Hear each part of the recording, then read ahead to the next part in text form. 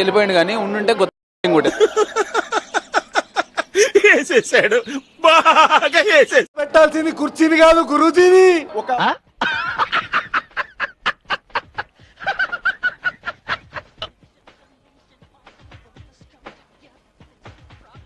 Positive ఏంటంటే ఇంకో అజ్ఞాతవాస్ కాలేదు అంతే. అంత బాగుంది కూర్చొని బాగా మడత పెట్టారు.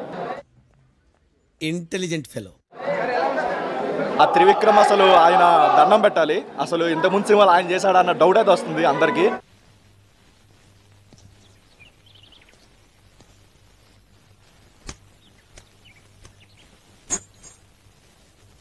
నేను మరీ అంత ఎదవలా కనపడుతున్నానా? ఓ మాదిరిగా కూడా కనపడలేదా? కానీ బీజిఎం కూడా అసలు ఏదో కొడుతున్నాడు తప్ప అంత గొప్పగా బీజిఎం కూడా ఏం లేదు. సాంగ్స్ అసలు 2-3 సాంగ్స్ అది కూడా బాబు వల్ల బాగున్నాయి తప్ప ఆ సాంగ్స్ అయితే అసలు కంప్లీట్ గా అవాయిడ్ చేయొచ్చు. చిచ్చి మీరు సిగ్గుపడకండి, చచ్చిపోవాలనిపిస్తుంది.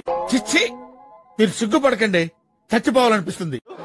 ఇంకా డైలాగ్స్ అంటే ఏదో 1-2 దగ్గర పాత త్రివిక్రమ్ కనిపించాడు తప్ప ఎక్కడ కూడా అంత త్రివిక్రమ్ ఏం కనిపించలేదు. ఆ మ్యాజిక్ అయితే రాలేదు. అతని ఇది మ్యాజిక్ అయితే రిపీట్ అవ్వలేదు. ఒక పాజిటివ్ ఏంటంటే ఇంకో అజ్ఞాతవాస్ కాలేదు అంతే. అంతకు మించి ఇంకా చెప్పుకోవడానికి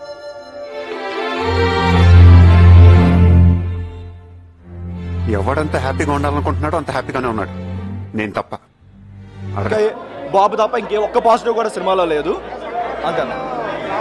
సంక్రాంతి అంటే హనుమాన్ బాగుంది కాబట్టి మేబీ దానికి ఆడియన్స్ ఎక్కువ వెళ్తారనుకుంటున్నాం. ఇలాంటి ఎమోషన్స్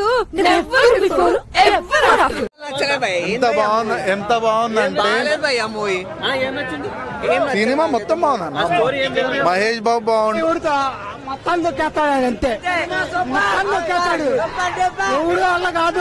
నాకు అస్సలు నచ్చలేదు భయ్యా మూవీ. మహేష్ బాబు చాలా పెద్ద ఫ్యాన్ కానీ నాకు అస్సలు నచ్చలేదు భయ్యా మూవీ మాత్రం అస్సలు నచ్చలేదు. మహేష్ బాబు ఫ్యాన్ చాలా పెద్ద ఫ్యాన్. త్రివిక్రమ్ డైరెక్షన్ చూసుకున్నట్టు త్రివిక్రమ్ డైరెక్షన్ అసలు అట్టర్ వేస్ట్. అసలు నేను మరీ అంత ఎదవలా కనపడుతున్నానా? ఓ మాదిరిగా కూడా కనపడలేదా? మాత్రం చాలా బాగుంది. సాంగ్స్ డెలివరీ బాగుంది. స్క్రీన్ ప్రెజెన్స్ చాలా బాగుంది. లోడెత్తాలరా, చెక్ పోస్ట్ పడతాది. కానీ మూవీ స్టోరీ అయితే లేదు. స్టోరీ నచ్చలేదు భయ్యా నాకు. ఏముంది భయ్యా స్టోరీలా? లేదు భయ్యా, నాకు నిద్ర వచ్చింది భయ్యా. చిన్న పిల్లలకు ఉంది భయ్యా.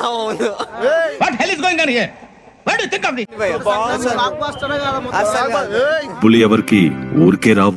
ఇలాంటి ఎంటర్టైనింగ్ ధమాకాలు ఇంకా చూడాలనుకుంటే like, share and subscribe to